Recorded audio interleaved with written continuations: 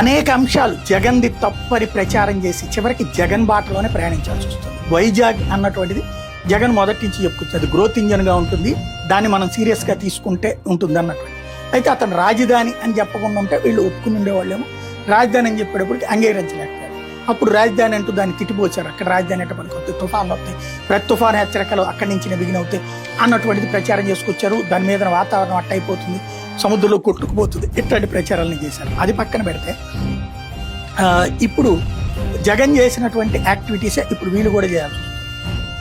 ఏదైతే లిక్కర్ కల్తీ జరగకూడదు, కల్తీ లిక్కర్ ఉండకుండా ఉండాలని మొట్టమొదటి జగన్ బాధ్యతాయుతంగా నిర్ణయం తీసుకున్నాడు. ఒకటిలో కల్తీ లిక్కర్కి ఛాన్స్ లేకుండా స్కానింగ్ చేసేటటువంటి విధానం జగన్ తీసుకొచ్చాడు. ఏది క్యూఆర్ కోడ్ ఉంటుంది, స్కానింగ్ చేసేటటువంటి దాన్ని బాబు సర్కార్ వచ్చాక తీసేసి ఇప్పుడు కల్తీ లిక్కర్ వచ్చాక ఇప్పుడు అదే స్కానింగ్ సిస్టమ్ మళ్ళీ చంద్రబాబు అమలు చేస్తూ తను తీసుకొచ్చినటువంటి విధంగా ప్రచారం చేస్తుంది. అంటే జగన్ చేసిన వాటికి ఫైనల్గా కరెక్ట్ అవుతుంది.